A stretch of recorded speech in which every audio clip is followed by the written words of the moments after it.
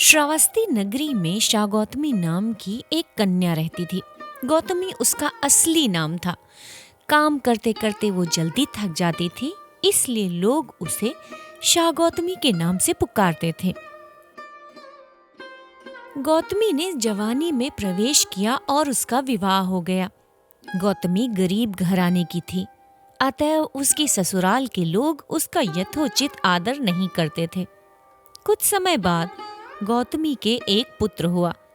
अब घर में उसका आदर होने लगा, लेकिन होनहार कुछ दूसरी ही थी।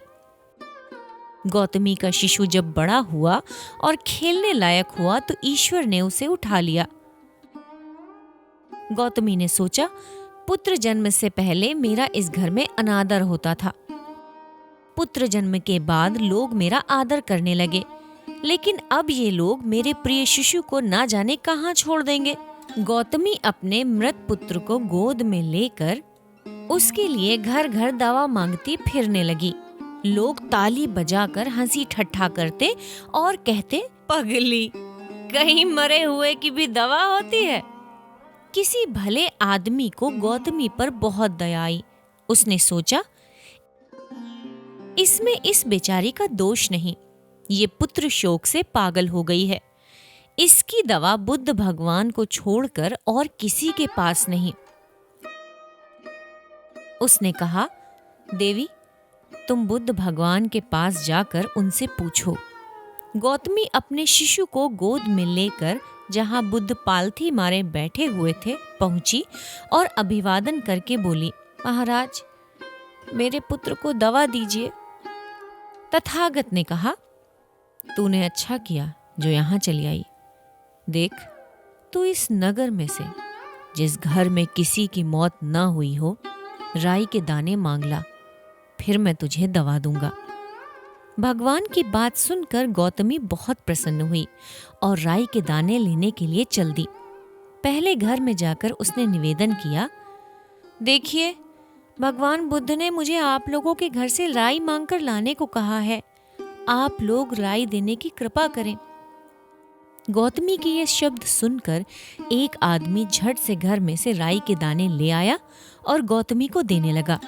गौतमी ने पूछा, पहले ये बताइए कि इस घर में किसी की मौत तो नहीं हुई? ये सुनकर घर के लोग आश्चर्य से कहने लगे, गौतमी, ये तू क्या कह रही है? यहाँ कितने आदमी मर चुके हैं, इसका कोई हिसाब है? गौतमी बोली, तो मैं आपके घर से राई नहीं लूंगी। गौतमी दूसरे घर गई। जब सब जगह उसे वही जवाब मिला, उसने समझा शायद सारे नगर में यही बात हो। उसे एकदम ध्यान आया कि बुद्ध भगवान ने शायद जानबूझकर ही मुझे राई मांगने के लिए भेजा है। वो शीघ्र ही अपने मृत पुत्र को नगर के बाहर शमशान में ले गई। उसे अपने हाथ में लेकर बोली, प्रिय पुत्र, मैंने समझा था शायद तुम ही अकेले मरने के लिए पैदा हुए हो, लेकिन अब मुझे मालूम हुआ कि मौत सबके लिए है। जो पैदा हुआ है उसे एक न एक दिन मरना अवश्य है। इतना कहकर अपने पुत्र का श्मशान में अंतिम संस्कार करके वहां से लौट आई। लौटकर गौतमी बुद्ध के पास गई। बुद्ध ने पूछा, गौतमी, राई के दाने मिल गए? गौतमी ने सिर हिला दिया। वो सच जान चुकी थी। महाभारत के युद्ध के बाद गांधारी ने श्री कृष्ण को श्राप दिया था कि तुम्हारा जो वंश है, यादव वंश, और तुम्हारी द्वारका नगरी पूरी तरीके से नष्ट हो जाएगी। श्री कृष्ण एक वन में शांति से बैठे हुए थे, तभी एक शिकारी का तीर आकर लगा और उसके बाद उनकी मृत्यु हो गई। तो जो भगवान परमात्मा, उनकी भी मृत्यु आई, तो ऐसा कैसे हो सकता है कि एक सामान्य व्यक्ति जो इस संसार में शरीर लेकर आया है वो इस संसार से नहीं जाएगा? ये तो एक अटल सत्य है। मनुष्य के जीवन का नियम यही है। हमारी जिंदगी में भी कितने सारे ऐसे लोग थे जिनसे बहुत ज्यादा प्यार करते थे और वो चले गए। हमको अपनी दादी याद आती है। ऐसा लगता है कि आज अगर वो जिंदा होती ना, तो कितनी सारी चीजों में जो हम उस समय सक्षम नहीं थे, आज हम उनके लिए कर जाते। ऐसा लगता है कि अगर वो थोड़ी देर के लिए मिल जाती ना, तो उनको कसकर गले लगा लेते हैं। इसके साथ साथ हमारी जो नानी थी, आखिरी टाइम में उनके साथ बहुत दिक्कतें हुई। बहुत ज्यादा शरीर कमजोर हो गया था, बीमारियों ने घेर लिया था और जितनी तकलीफें थी उनको। और कभी हम उस समय बच्चे थे, तो उस समय ऐसा लगता है कि अगर थोड़ी बहुत भी हमारी तरफ से कोई गलती हुई हो, तो अगर वो आज यहाँ पर होती ना, तो वो गलती हम दोबारा कभी नहीं करते। गलतियों का मतलब है कि बच्चे बचपने में जो शैतानी करते हैं, चिढ़ाते हैं बूढ़े लोगों को, उनकी बात कर रही हूँ मैं।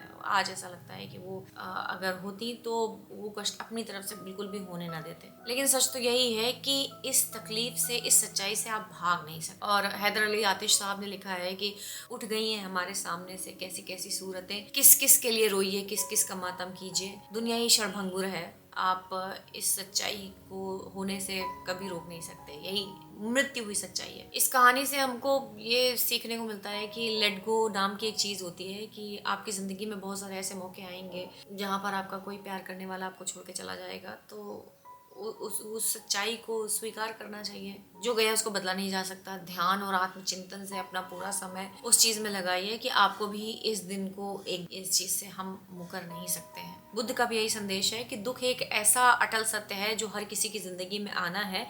फ़र्क सिर्फ इतना है कि उस दुख को कोई बहुत ही खूबसूरती से जी जाता है और कोई होता है जो उसमें उस मिजरी में पड़ जाता है। आपको ये कहानी कैसी लगी कमेंट बॉक्स में ज़रूर बताना। मिलते हैं आपसे अगली कहानी में।